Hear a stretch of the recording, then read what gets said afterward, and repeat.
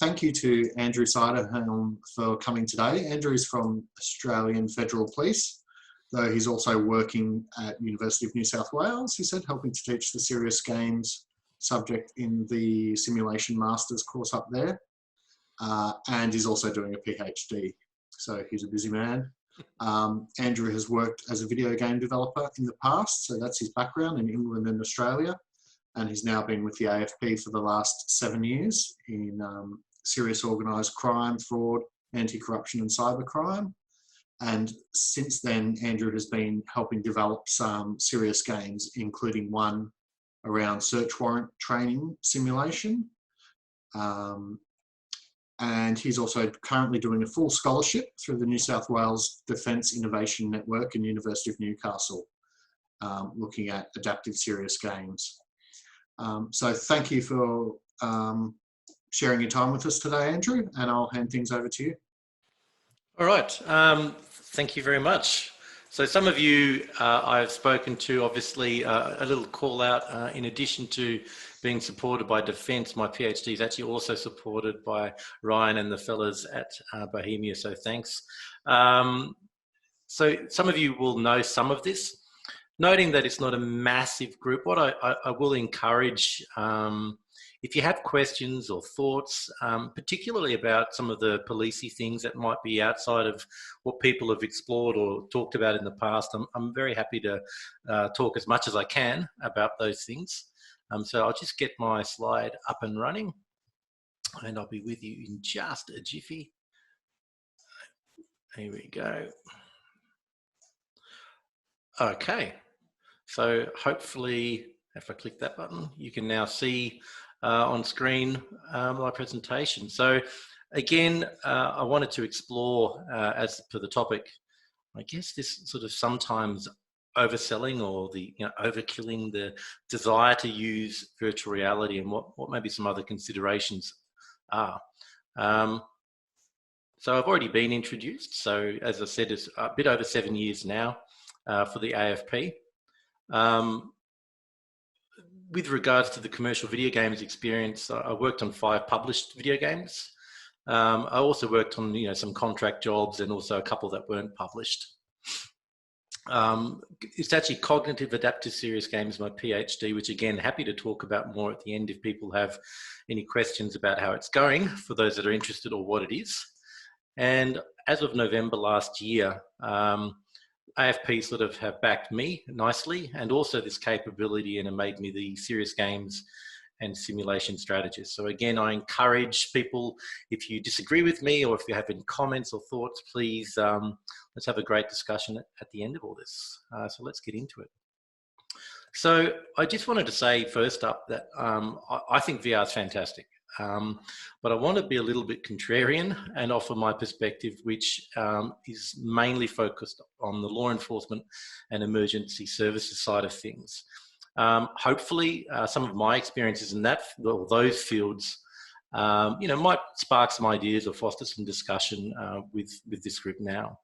So I will use law enforcement to provide some examples and contexts, as that's what I know best.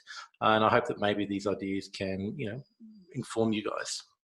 Anyway, many people in law enforcement, and I'm sure it's the same in other industries, are unaware of just what all the options are. They see success stories for virtual reality and they think that's what they need. And I think it's easy sometimes for them and others to forget that simulation training and serious games need not be virtual reality to be highly effective.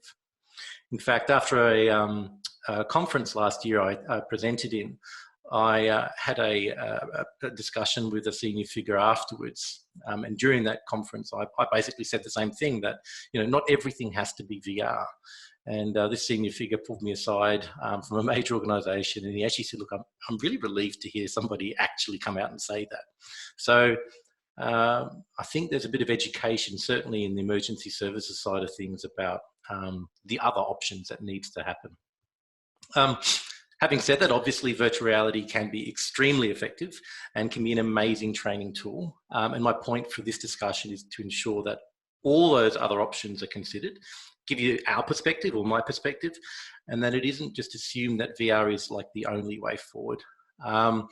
Just to reiterate, I am focusing on the law enforcement side of things, so any thoughts or comments are more than welcome. So I'm going to give you a few examples from the law enforcement perspective before we move in. There are a number of very good virtual reality systems that you can buy off the shelf for law enforcement training. However, they primarily focus on use of force options. The majority of the main systems I've looked at least, are made in the United States. And not only is their content, so for example, accents, the art, what side of the road the cars are on are different. But actually the way we train police officers in Australia to respond to incidents is actually fundamentally different. So a lot of those systems, while fantastic, are not necessarily designed to train, Australian police, and certainly they don't tackle the vast majority of police duties. So some of the key ways that us as police fail are due to those procedural and decision-making muck-ups or errors in the case. And when you think about the number of tasks an average law enforcement officer does, you start to get a bit of an understanding of just how much is involved. Everything from finding lost children, violence, traffic, drugs, gangs, community outreach. We're involved in counter-terrorism, mental health issues, domestic violence. If you even consider Australian Federal Police, in 2018 went to Thailand and helped rescue the boys that were trapped in the cave that flooded.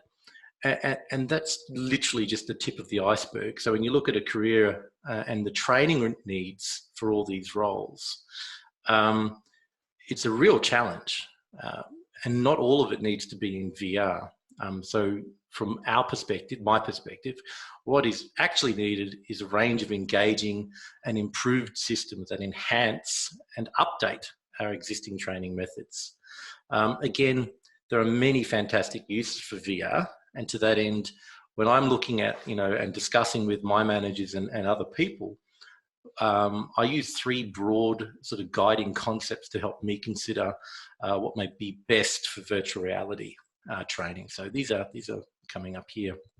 And I guess these three guiding principles were really informed by a conversation, the kernel was started 2 years ago with someone at a university who had about 20 to 30 years of virtual reality experience in defense, mining, academia, and others. And he said something which I thought was actually pretty profound, and it's very obvious, but it's worth reiterating, and that is, before you dive in, really assess the training goals. If a whiteboard and a marker is the best way to deliver the training outcomes, then don't waste time and money on delivering it in virtual reality.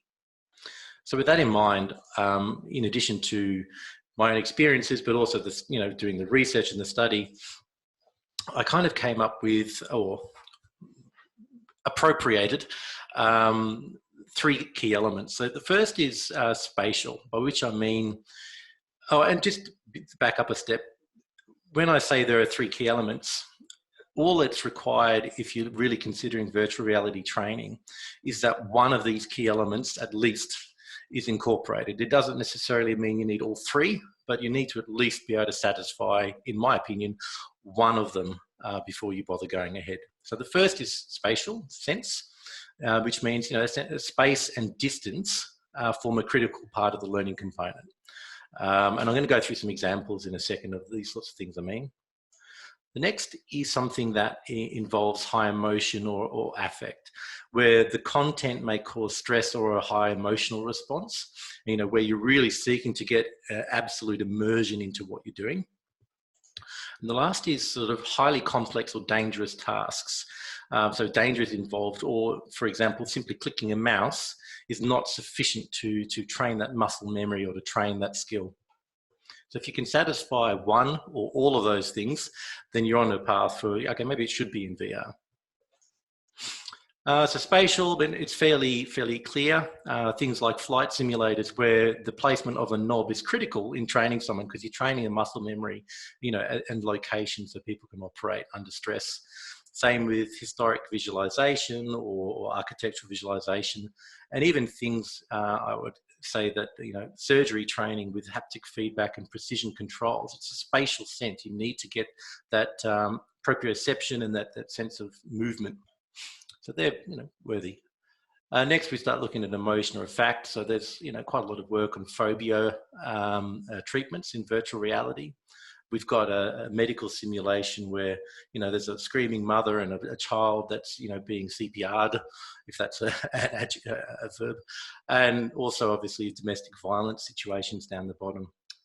So again, there's an overlap with the other criteria, but it's all there. And things like the flame trainer down the bottom, when we're looking at dangerous situations, where you can put people into situations that they couldn't normally otherwise go into. Some of the things I'm looking at is things like bomb disposal for the federal police, or that sort of training where we can actually make the bomb explode. I mean, that's a valid use. It's certainly a shock. You can't do that in real world so easily. An important indicator of success in serious games and simulation training is to make the training repeatable. So PC and tablet games are obviously more easily accessible than a virtual reality system. So again, if the experience may be as effective as a PC game or a tablet game, then it might be worth seriously considering that over virtual reality. So to give you a bit of context, in the AFP, with recruit training, and this is fairly consistent with most police forces, the recruits can live on campus for 6 months, and they have access to AFP systems in the rooms, computer rooms, and in the library. And that means that there are many opportunities for recruits to replay any of the simulation training experiences at just about any time that they want. And this may help, reinforce that learning and improve retention. I like that quote, by the way. So I need to touch on some of the negatives now of virtual reality training, and why we might, other reasons we might want to consider alternatives. So I'm aware that there are many techniques and hardware systems are addressing the issues with cyber sickness. For those that aren't clear, cyber sickness is essentially where when you're using a VR goggles, you start to feel nauseous or woozy, or right through to some people vomit. And there's a whole load of reasons for it, which we can talk about afterwards. But right now, cyber sickness is still relatively common. Recent articles I was looking up were indicating anywhere from 25 to 40% of people can suffer from some form of sickness, and that might be only just feeling slightly off or slightly woozy, right through to vertigo or vomiting. Interestingly, it's something I only recently learned, is that it is actually more acute and more prevalent in women. And research is suggesting that part of it has to do with the distance, the average distancing in the lenses in a lot of headsets is based on the male head and not the female head, because so women actually have eyes are slightly closer together and it can cause a bit of disturbance. But that's also being addressed, but it's still a consideration. And really a significant amount of people can't spend more than just a few minutes in VR without, basically having to take them off and go, no, I just can't do it. So what does that mean for training? So it means you need to consider how virtual reality may actually end up being discriminatory. For example, if someone suffers severe vertigo or nausea in VR and can't complete a compulsory component of their training, that can impact their career. Right? What that means is the only way to avoid that is that anything you develop in virtual reality needs to have an alternative form of delivery.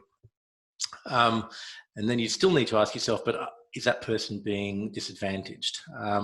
Because I would say you'd struggle as a provider or delivering training in virtual reality if someone can't complete it, just because they feel unwell. I think that's opening a can of worms.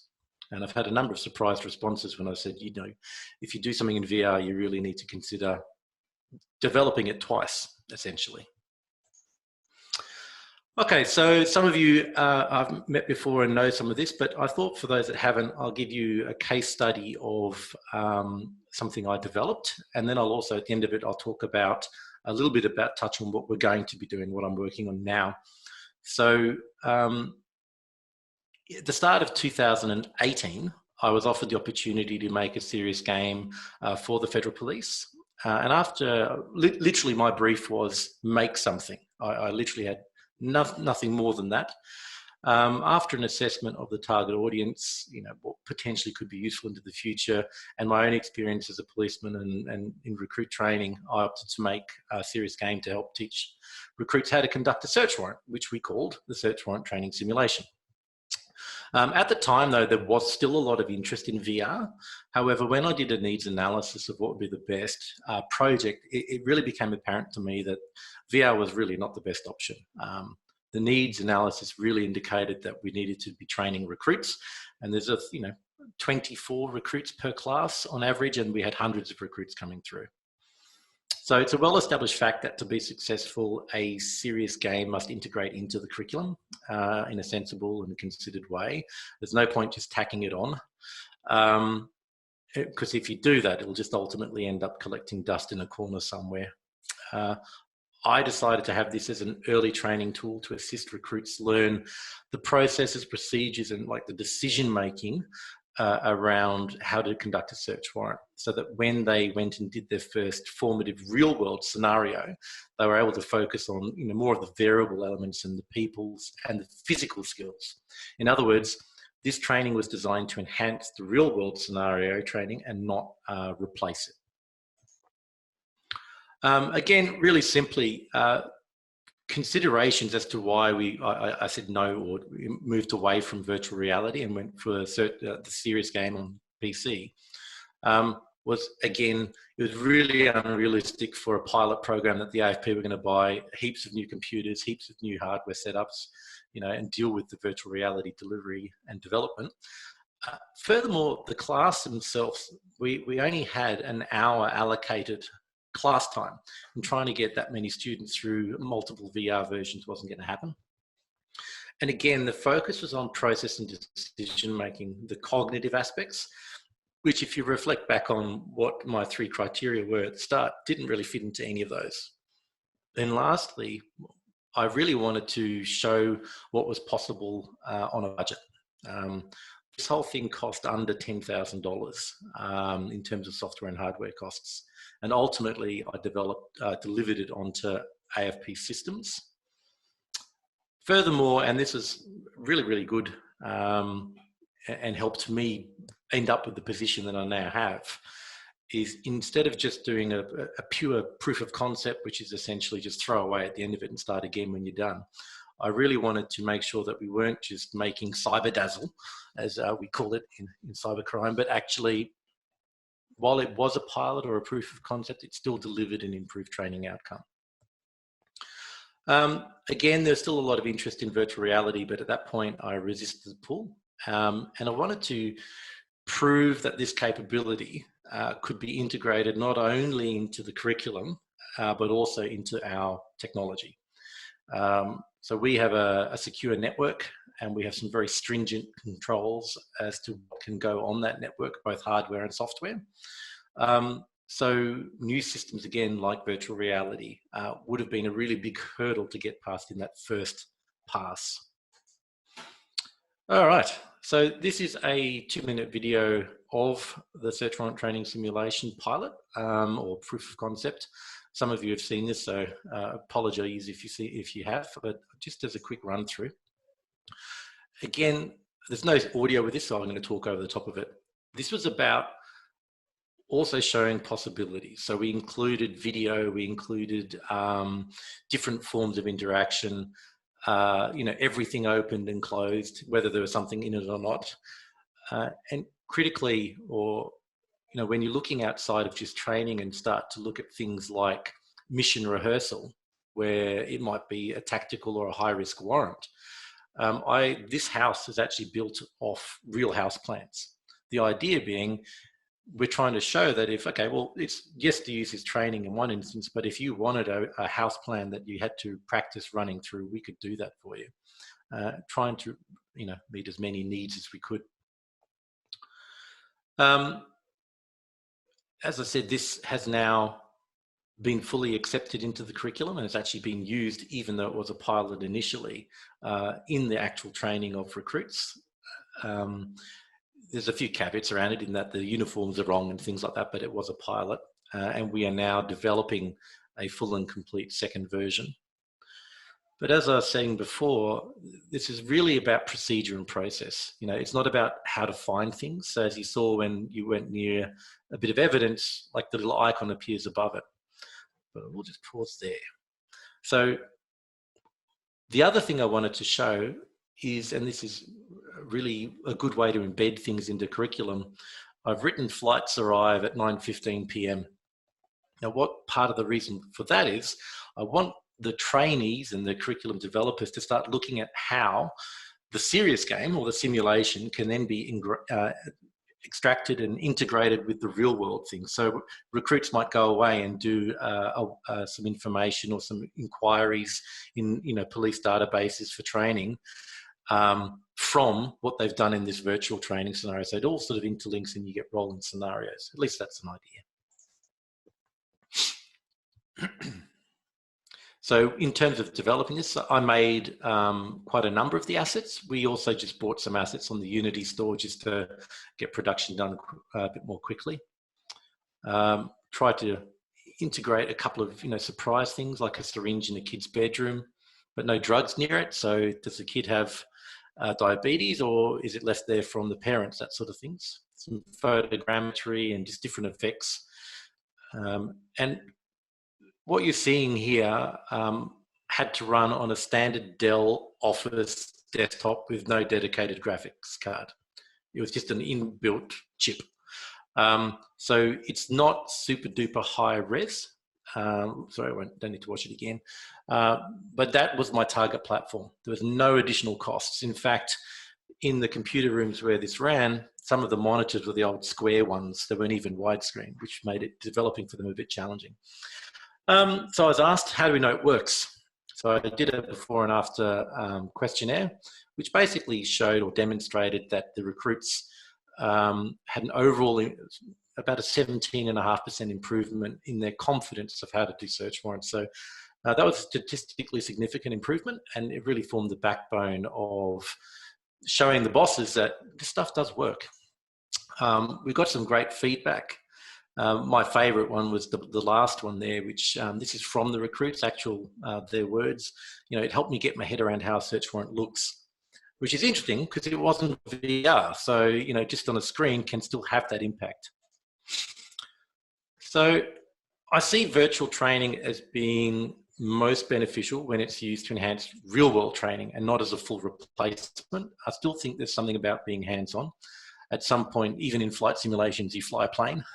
I think VR is very exciting, but it's really important not to underestimate the value of alternatives like, PC series games, tablet games, and really a lot of excitement around augmented reality as it continues to evolve. From a business perspective, and I think developing, in my experience, for PC is a good way to demonstrate what may be possible and build support as a stepping stone up to full virtual reality engagement. And just recently, I've been asked by a number of people, what headsets should we buy? Because we're using one for what I'm doing at the moment, but it really is, my response has been, and I'd really love to hear everyone's thoughts on this one. I've turned around and said, look, design your training goals before you buy a VR headset, because they're all quite different and they all have different options and add-ons and abilities. So design your training, then buy the headset to suit your goals rather than buying the headset and trying to shoehorn whatever it is you want to do into it. But I'd love people's thoughts and opinions on that. And I think I just wanted to emphasize that it's really exciting. I can't talk a lot about what's going on, but there is, broadly speaking, a huge push in law enforcement in Australia towards a recognition that serious games and simulation training really does need to be adopted. It's really exciting from my perspective to be a part of that. As mentioned, I'm currently making the search warrant training simulation 2.0. And that's going to be bigger and better than the pilot. That's in development. That has already been signed off as going to be used for recruit training. I've actually shared that with other agencies, and it's looking like it might be rolled out to more than just the AFP, which is really exciting. And I'm also now currently working on a virtual reality project, which we're using the Quest for, and integrating laser scan data and photogrammetry to show higher fidelity experience and see what people think of that. So yeah, I really think there's a massive scope in this space for VR and AR, at least from my perspective. And I guess that is it. So I would love to wind up and open the floor and hear your thoughts and be challenged on some of my assumptions and thoughts. Thank you. Thank you, Andrew. Does anybody have any comments or questions? I'm sure we'll have quite a few. Ian, how's it going? I'm waving at you because obviously, sorry, I've just seen someone I know, and instead of doing the whole, oh, look, you know, let's say hello, I'll wave because all of you, I'm sure, are aware of who I'm waving at. Sorry. Anyway, cheers. Hey, Andrew, that was really great. Lots to chew on mentally there. One thing I wanted to comment on. I mean, I agree with a lot of what you're saying about training need and needs analysis being really important to figure out whether VR should even be considered. But what I've never seen before is anyone articulate a set of coherent criteria for consideration as to whether VR is going to be useful for whatever needs you have in front of you. So that's I think that's an area of work that's probably going to grow. But potentially what you've got there is the genesis of it. It's the first time I've ever seen that kind of analysis written down of essentially articulating what things VR is going to be useful for, or where the real strengths of VR are in order to help you do that analysis. Yeah, thank you. And as I say, that's early days. It's just my ideas based on if someone's came, and this has happened when police have come up to me and said, we want to make a thing, really looking at it and going, you know, if I was having been through the recruit training and detective training and done operations as a police officer, when I'm looking at it from that perspective, it's like, well, what would I actually get out of this experience? Why would I need it? So that combined with my PhD and other research was the genesis of it. Thank you. Dean here from Royal Flying Doctor Service. Just have a couple of technical questions, if I could. So Sure. The application that you showed us there, was that a desktop application or a web-based application? Desktop. So I developed that in Unity. Yep. I just happened to know Unity better than Unreal, so that's why we went with that at that stage. And again, part of the brief to my bosses was basically noting that I was trying to build this capability. I promised I'd deliver that serious game on existing technology so that there was minimal investment and just prove we could do it. And how did you handle so a login? Is the individual person logging into that computer and that ID is tied to the person, or one person logs in and then each of the trainees logs into the actual application? How does that work? Okay, so noting that is a proof of concept. So we had it on our standard AFP network. It got packaged and delivered through the AFP secure network. Yeah. When they log in, it recorded it's not linking to our LMS or anything like that because it wasn't required for the proof of concept.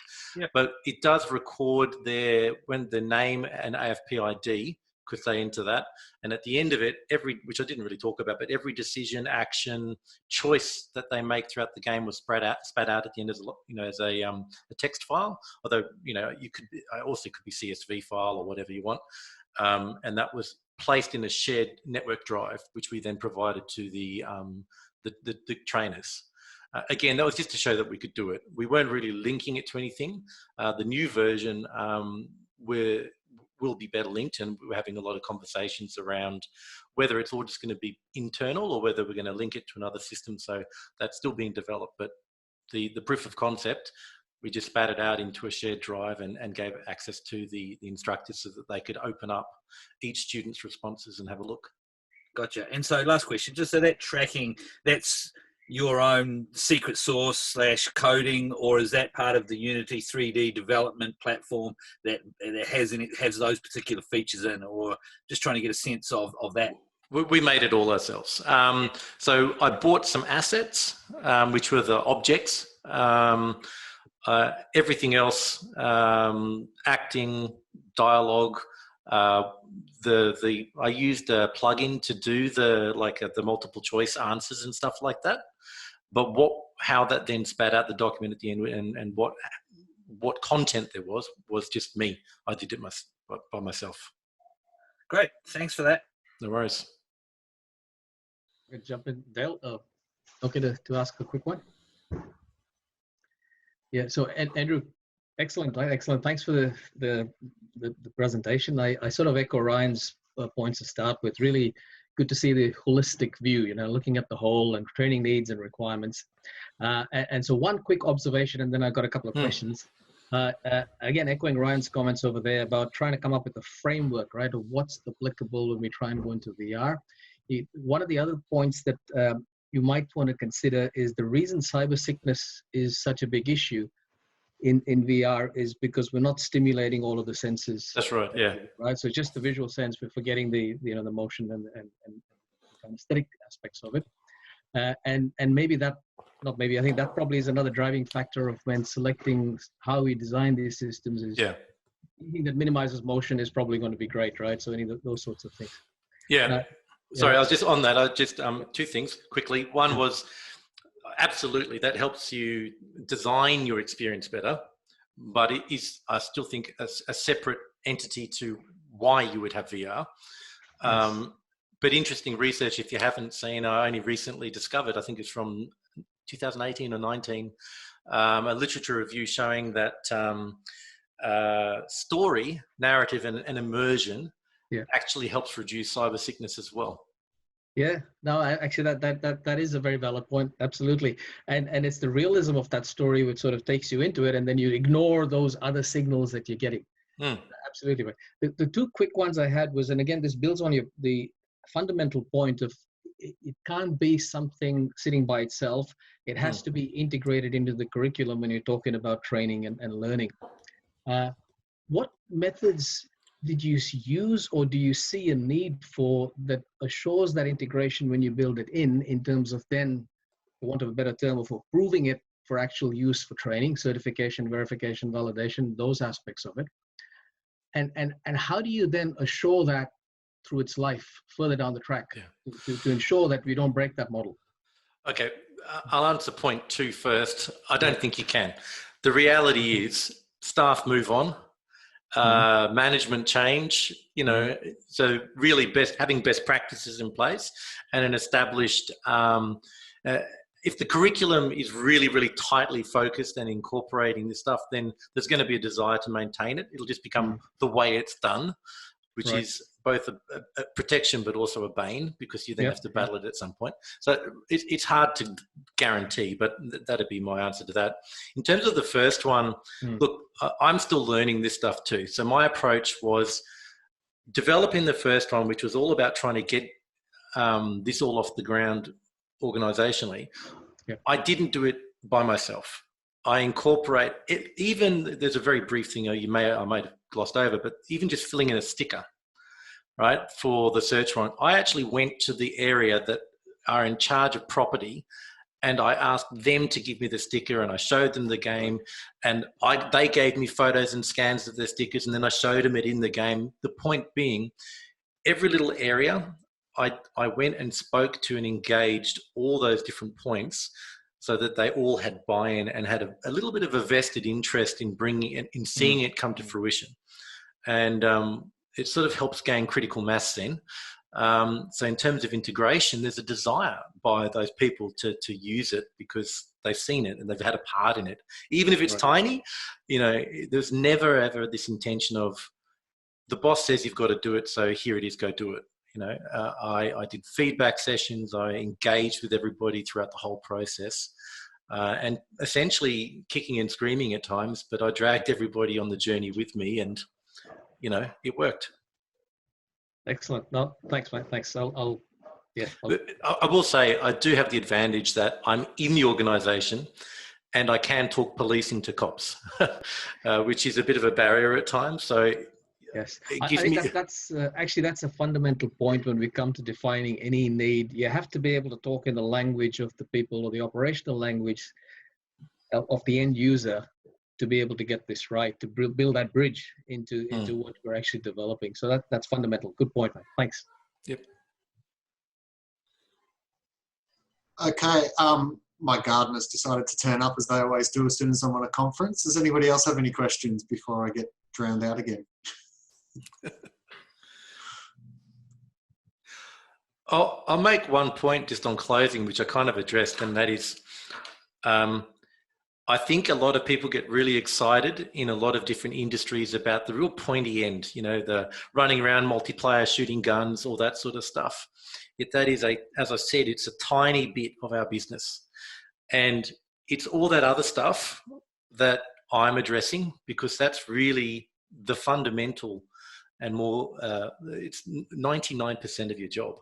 And I think for me, it's really exciting. I mean, think about one of the things that I'm contemplating is gateway testing in virtual reality. So biometric data and virtual reality experiences for, confined space rescue. Take that diver situation with the kids in Thailand. You don't want to find out that someone's going to freak out when they're in a cave with a kid. You want to put them through all those sorts of experiences as best as you can beforehand. And there's a real possibility there, I think. Sorry, I'm reading notes, came up, distracted me. There's a lot of possibility for stuff like that, not just training, but gateway testing and biometric assessment. So Nick, you had an interesting comment. Did you want to make a quick comment? Yeah, sure. I can jump in. I read this. Sorry. Can you hear me? Only just. Can you hear me? Yep. Yeah. But you're softish, but I can hear you. All right, good. This kind of came about just at the advent of VR, so I'm not sure how much has changed just from a technology standpoint. But it was, and I was trying to find the article, but I can't find it at the moment. I think it was someone like Electronic Arts had done some research, and I think they just happened to have an engineer or a developer who was transgender and then transitioning. So it kind of came about as they were working on a VR project, I think it was. It could have just been a traditional games project, but the perception of how we perceive things in 3D, like it's very difficult to do a study because we just see things in 3D, right? And in the real world, you can see and determine a glass versus another object, whether it's far away or not far away, and it's whether it's men or women or you or I being different is very difficult to do that study. But this person, and I think they've done further research on this, found that inside game environments, which are traditionally badly lit, right? Like we prioritize like the 3D shapes of things over the actual quality of the lighting until recently. As they transitioned, was harder and harder. I think they were going from male to female, so they were getting more estrogen. And so the hypothesis and the study that they then actually did was that when you have more estrogen in the body, and therefore generally speaking female, you require lighting and shading to be able to determine the shape and size and volume of an object more so than the actual shape and size of it, right? That's how you prioritize it. So in virtual reality style environments, if that lighting and shading isn't accurate, it makes the illusion much harder, and you have a much harder, and I don't know if it affects nausea, but it has a much harder time of resolving those objects. Interesting. Funnily enough, my first job in video games was to be a LOD artist, level of detail. So taking the 3D objects and making LODs, and it was all about the silhouette, and all about that distant shape of the object to keep some sense. So I know it's a little different to lighting, but I still think it's a skill that's been lost a little bit when you can throw a million volleys at something nowadays and it'll run on a RTX 2080. Back in the day of PS2, it was like, 5,000 was considered a lot. Okay. Does anybody else have any questions for Andrew? I guess one thought I had, and I guess this is in regards to sort of people coming up and asking for VR type applications, is how do you find fashion dictates what people are after at various times? Because we tend to go through waves of everybody will want Pokemon Go, then everybody wants VR, then everybody wants this. And it's never evidence driven. It's almost fashion based. Well, I'm in the fortunate position where, at least in my workplace, I go, I think we should have that one. And people go, okay. And as I hope I've demonstrated, I try and take a reasoned approach for what I'm doing. So the VR proof of concept I've started working on now, part of it is there's so many VR demos and experiences out there. You could go buy a tethered experience. It's sort of, my response is, well, why bother? Why make something new? Unless we're going to try and do something a little bit different to what most of the people have already seen. So I've got an Oculus Quest, so we can have an untethered experience. So we could say, look, it doesn't always have to be plugged into a big computer or, whatever else, or a backpack. Because there's some people, particularly in my area, have only really looked at HTC Vives and stuff like that. So it's just good to show them that a Quest works. And also using data from forensic capture of crime scene type environments using laser scan and photogrammetry and putting it together. So it's like, all right, well, like I was saying with using the house plans or engaging other areas, now we're moving to VR. It's like, well, let's engage all these other areas and show what's possible. And in the end of the day, in a year's time, whatever, when they decide to buy 30 headsets or whatever, there's no guarantee it's going to be a Quest, but at least we're trying to show possibilities.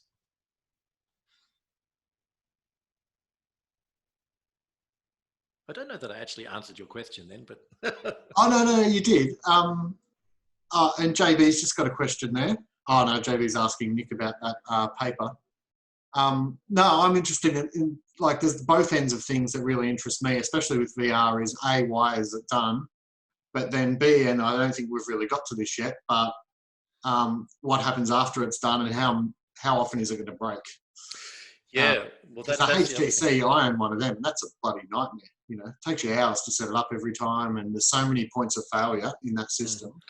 Well, I will point out that I can't say who, but I have been to another partner agency's training facility and experienced a virtual reality thing they had done for them, and it now collects dust. And part of it is because it's a hassle. You've got to it's an HTC Vive setup. You've got to, have the space. You've got to put it up. They've got one headset. If you've got 15 recruits or 20 recruits all waiting to have their turn, that brief, snappy session, takes forever. At least from, again, possibility-wise for me, and I'm not saying it's the best solution, but for what I'm trying to do, at least with the Quest, you chuck it on and you go. It's not as graphically good, but, that wasn't the aim. Oh, and you can stick it in a cupboard and it remains as it is. It's not affected by all of these external factors that come in. And next year Oculus Quest 2 is coming out, which will probably be, super powerful anyway. Yeah, so oh, sorry, mate. So sorry, a very quick one. You touched on a point, the technology aspect. I was going to ask Andrew, do you think the VR technology is actually up to it? In terms of things like resolution, latency, those types of things, because you can get really high-res headsets, but they cost a fortune, right? Sort of the retina sort of resolutions of 60 pixels per degree type thing. But yeah, any thoughts on that in terms of the technology side of things? Look. I can't remember where I've looked at so much stuff lately. I'm in the midst of finishing a literature review, so I've read about 600 million papers over the last year. It's about what you do with it, right? And the fidelity that you're really striving for. I mean, the next thing's really going to be haptics. It already is, but that's the next big area to improve in realism, in my opinion. In terms of visual fidelity, things don't have to be photorealistic to be immersive. So it comes down to your training goals, right? If if the training goal is, for example, to teach someone where all the controls are on a switchboard in front of them, you make that super real and super accurate to the, you know, to the millimeter. But it doesn't then matter that, I would argue, you know, whether you've got real-time ray tracing for the outdoor environment. Do you know what I mean? So yeah. It's the LODs concept you touched on earlier, right? Yeah, that's right. Yeah. So I think sorry. Oh, sorry, Andrew. I didn't mean to cut across you there. No, I'm waffling. Please. No, I just thought I'd chuck in some of our observations from using VR with our customers around resolution. And again, it comes down to the use case. So with the earlier generations, or the first generation of, you know, commercially realistically priced VR headsets, the Vive and the Rift, we had that wave of enthusiasm from defense customers around, you know, trying to apply VR to everything and anything, and it very quickly became apparent where VR was strong and where it wasn't. One of the issues where the technology was a problem, and resolution that was available in these headsets was a problem, was in things like cockpit based trainers mainly for aircraft, where the resolution simply didn't allow trainees to read things like dials and displays. They couldn't read the numbering because the resolution of the headsets simply didn't support that level of resolution. Now you see the next generation of headsets coming through, you know, commercially available, realistically commercially priced, and that level of resolution is available through the advancement of the technology. So it's probably worth remembering that we're actually still, in terms of commercially available, off-the-shelf, reasonably priced VR headsets, we're still at the, you know, in relatively early stages of the technology, and it's going to get better. Yeah, I guess that's the point. How much money do you want to spend, right? I mean, you can run an HTC Vive Pro or a Varjo really high-res display with two RTX 2080 SLI computer graphics cards on a monster of a machine, but, you know, they say goodbye to $10,000 to $15,000, you know, per headset. Yep, and if you don't need that resolution for your use case, then why spend the money? Yeah, I agree. And the staff it takes to support it as well. Yeah, and then what's the shelf life? And that's one of the big discussions, you know, is you know, you see people rush out and buy X number of headsets and then try and shoehorn training into it, and it's like, well, next year there's a new headset coming out. You know, what's your strategy here? I think every high school in Australia has about a dozen headsets in their cupboard somewhere. Right. Andrew, just back to the demonstration that you gave. Just interested about how much it was like the person could just sit down and away they go, or was it instructor-led? Did you need an educator to facilitate the actual, you know, point people in the right direction, or what kind of mixture? Yeah, cool. In that one. So because it was a proof of concept where I was actually trying to demonstrate whether it worked in and of itself, you know, I ran the sessions and I literally said to the students, treat it as if it was real. Like, don't screw around. When you're done, do what you want. But for now, treat it like you would as a proper training exercise. And I then shut my mouth. So ideally in that sort of stuff, if you look at education theory and pedagogical design and all that sort of stuff and integrate into curriculum, you'd have a feedback session, you'd have a good discussion session. But I didn't facilitate that because I wanted to see what the training simulation did by itself. Having said that, I didn't discourage the students in the classrooms from talking to each other and sharing their opinions, and, you know, and it was really, really interesting. And this ties in, if you want to get really into it, into self-determination theory and the social aspects of this sort of stuff, where people were actually talking to each other and, oh, did you find this, or where's that? And it created a group kind of dynamic, which was actually, when you consider it as one-on-one computer-based training, the fact that it evolved into a bit of a group dynamic was really interesting. Moving forwards, I've already had some discussions, and my opinion is, you know, it should be introduced with a good, you know, it's after the first class on search warrants, there's a bit of an introduction about what we're doing. You encourage students to share and talk. You have a feedback and a debrief at the end, and then you make that training available for them to redo at their leisure whenever they want. And that's kind of the process I'm taking with it. Thanks. Great.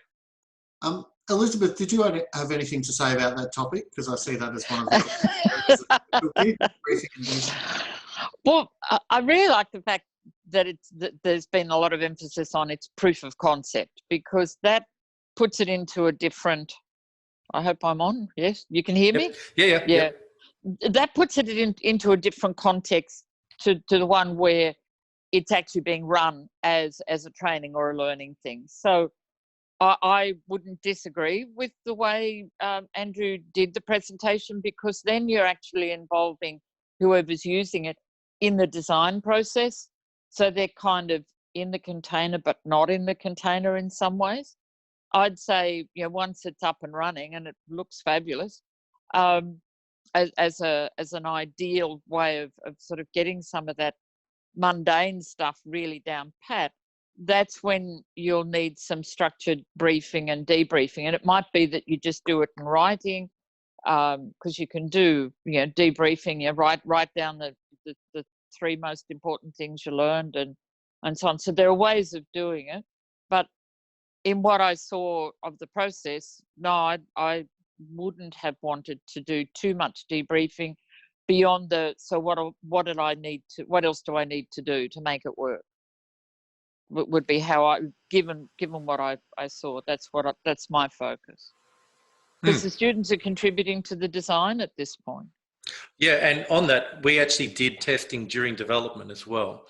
So before I'd finished it, I grabbed 5 recruits who'd done the class and the practical assessment search warrant training.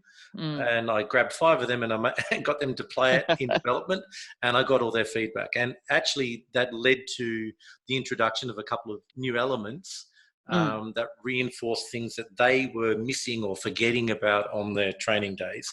And then obviously I had feedback provided after that session from recruits, which is now forming part of the full version. But we're definitely still discussing how that feedback element and that debrief session will go, and how we're measuring the success of students. But that's definitely stuff we're integrating. Yeah, that's sort of out ahead. But yeah, thanks, Dale. You're right. I would see it as something, but I think that was a really neat question. I hope I helped.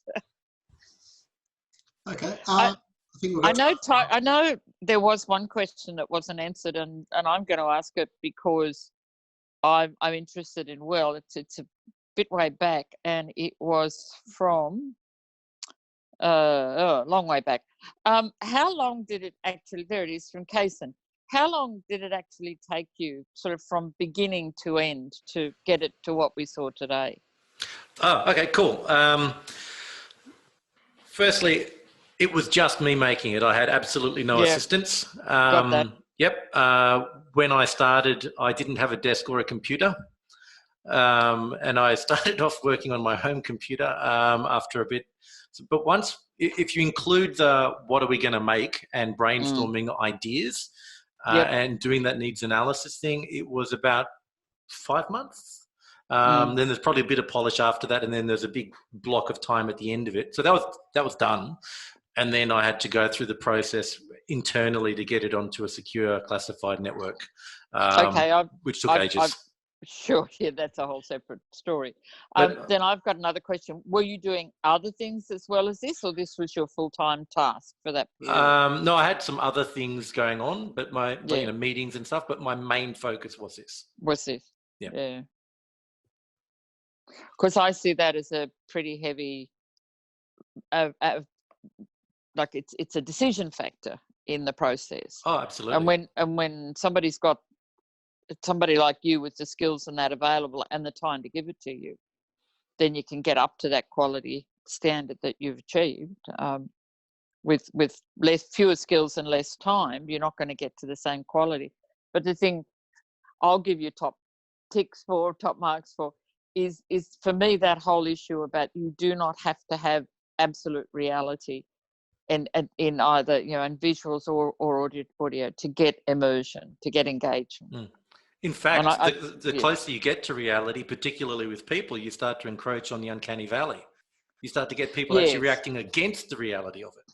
Yes. So I like a little bit of stylized appearance, just so that it's, you know, we're not. Yeah, no, I agree. I really like that bit.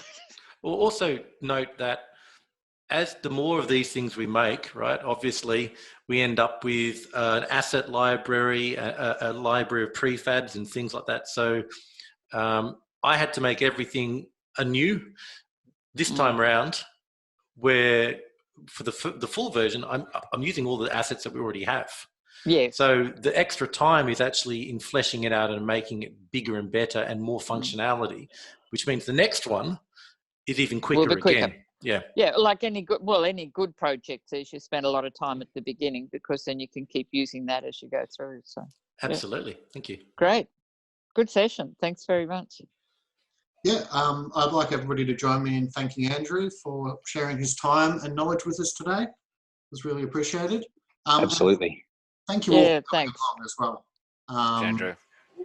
Because as I keep saying to every speaker, I think we've always got as much expertise in the room as behind the lectern. Yes, I was a bit daunted coming in, I have to say. No, that was great. Yeah. No, I think you've got a very unique perspective, and really appreciate that you shared it with us. Yep, definitely. Watch this space, because there's plenty happening. Great. That'll be good. We'll have to get you back for an update in a few months and see how things are going. Next week, JB will be sharing some of his insights with us on the underlying concepts of simulation or systems thinking, modelling and simulation, that are domain, technology and culture agnostic, and perhaps even more relevant in our ever-evolving and increasingly interconnected complex world.